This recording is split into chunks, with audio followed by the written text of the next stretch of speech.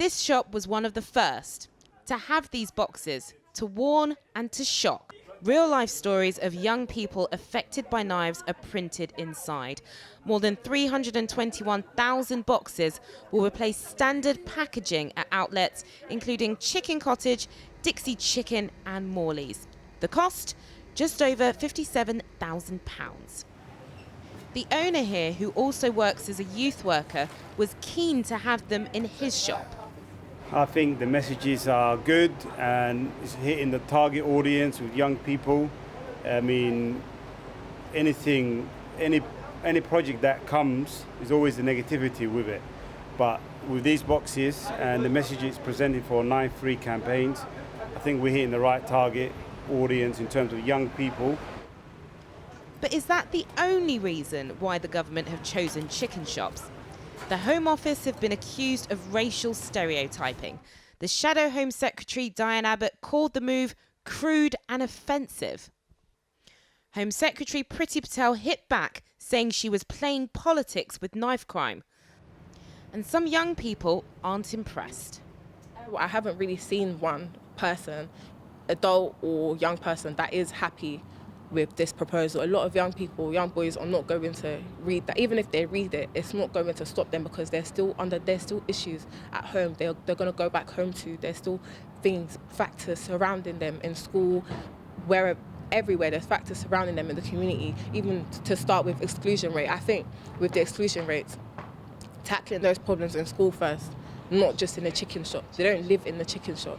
Since the boxes were trialled a couple of months ago, 17 people under the age of 25 have been fatally stabbed. There's been over 43,000 crime offences involving a knife or a sharp instrument between April 2018 to March 2019. That's a rise of 8% on the previous statistics.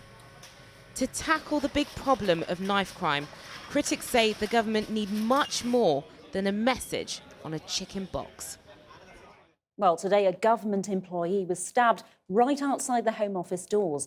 The victim, who is in his 60s, suffered non-life-threatening injuries. A 29-year-old man has been arrested on suspicion of causing grievous bodily harm and possession of CS spray. Police have said the incident is not being treated as terror-related, but they are keeping an open mind about possible motives.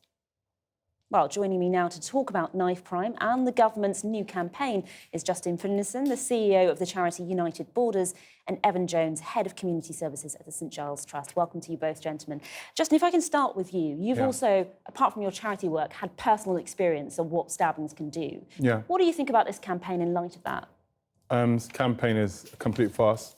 I think had someone like myself who'd been through something as graphic as, knife crime and what happened to my son itself. And just tell us what happened to your son. So my son was stabbed 11 times last year, January. And throughout that process, the family actually, supported my son to the fact that he's back, working and being a really credible part of society. And the thing is, as a charity, this is what we do. We build young people back from horrific injuries like this. We've never had a conversation with anybody within the Home Office that's come in with these kind of ideas. Had they spoken to us about this kind of idea, we'd say, no, it's not appropriate. Why is it not appropriate? It's racial stereotyping at the very least. It's associating something as hard as murder, as knife crime, and you're trivialising it by comparing it to chicken. If we're going to discuss chicken, let's discuss chops, because the chops that I'm here to discuss is the chops that's been made to youth services. Over 40 million in the last 7 years have been chopped, to youth services. We're talking about places that have been cut, schemes that have been cut away over the last 10 years under austerity. But yet here we're trivialising something as serious as death and discussing chicken. Evan Giles, what do you think? Is this just a cheap gimmick then? I think it's a serious attempt by the Home Office to get the message out there. It's not the solution to knife crime, of course it isn't. The solution to the issues we're facing is in-depth work, well-funded services and a range of options for the young people who feel drawn to carry knives. But I do think there's an unnecessary level of fuss about this. Well, you say unnecessary. You've heard Justin there talking about racial stereotyping. A lot of others have. I mean, Justin, what do you think? Well, I think because you work with youth doesn't mean you understand the issues of stereotyping and racism. I think the best people qualified to speak on those issues are people who those things actually affect. Again, like I said, I've looked at your task force, no disrespect. The only black person you have in your task force is in HR. So I think we need to really start diversifying even your own task force and getting people who are on the ground doing the actual work to talk on matters that affect the youth that we're talking about. The fact that there's an association with young black teens and chicken, for me, is quite insidious. I mean, why are we not rolling out the same schemes for Asian food? Why are we not rolling out the same schemes for fish and chips? We've got young people dying all over the country who, have a, diverse palate. Why are we concentrating and fixating again on what is black youth and chicken? Well, respond to that, Evan Jones. What I would say is that we do see a range of people involved in knife crime. It's not a racial issue. Glasgow has a massive knife crime issue. It's predominantly white.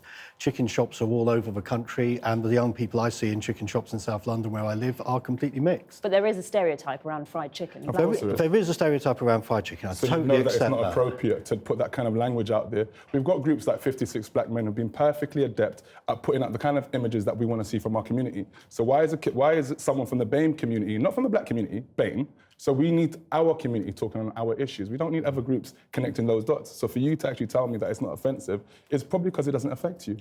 See, I don't see it as racial profiling. So yeah, Well, sorry, no, we disagree Yeah, on that. privilege But means I think perhaps what this campaign has achieved is Right. it's got us both sitting here talking about what really needs to happen. No, it's got me wasting my time speaking about things which are so much bigger than chicken. We're talking about a continued systemic effort. So the same Home Office is the same Home Office that sent my grandparents back from the Windrush generation, that contributed so much to this country. And now here we are again with a continuum of stereotyping young black people with something as serious as youth violence and comparing it to chicken. Why am I not talking to the Home Office about my charity and what we're actually doing? Everything we're doing so far is funding from our own pockets. Private backers are the ones that's backing us. The Home Office, councils, whatever you not, they need to catch up and actually talk to organisations like ourselves. Because I'm sorry, someone's out of touch here, not just in the Home Office either. I mean, I agree that organisations like yours need funding and support. Okay, I agree you have reach that some others don't. Evan Jones, let me just put something else to you. We know that there is a middle-class appetite for drugs that, according to the Met Police Commissioner, is fueling knife crime and all sorts of other crime. So why don't the Home Office put adverts on, anti-cocaine adverts on Fortnum and Mason hampers? We were talking about this. Some adverts on Chateauneuf de Pape bottles might be a really good idea. You'd support that? You think it was a good idea? I would totally support that. I mean, we know that the source of drugs, the supply of drugs and the distribution of drugs is the same, whether it's dealing to a problem street user or whether it's dealing to a middle-class person. It's all coming through similar channels. So they all need to be worked on. I mean, the Home Office is spending £57,000 on this. Wouldn't that be put to better use?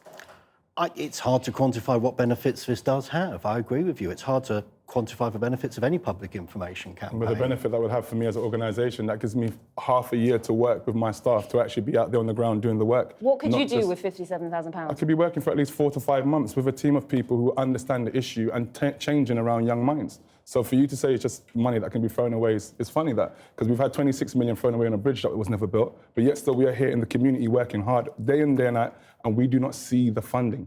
So, and if it's not just a funding issue, it's also what's the message that's actually being sent out here. We are racializing something which is affecting young people throughout the entire country. And this ain't the first time it's happened with chicken. It was drill music yesterday. It's always something else other than cuts. I find it strange. I mean, I would support you in broadening out those discussions. I think we do need to get to a whole range of people.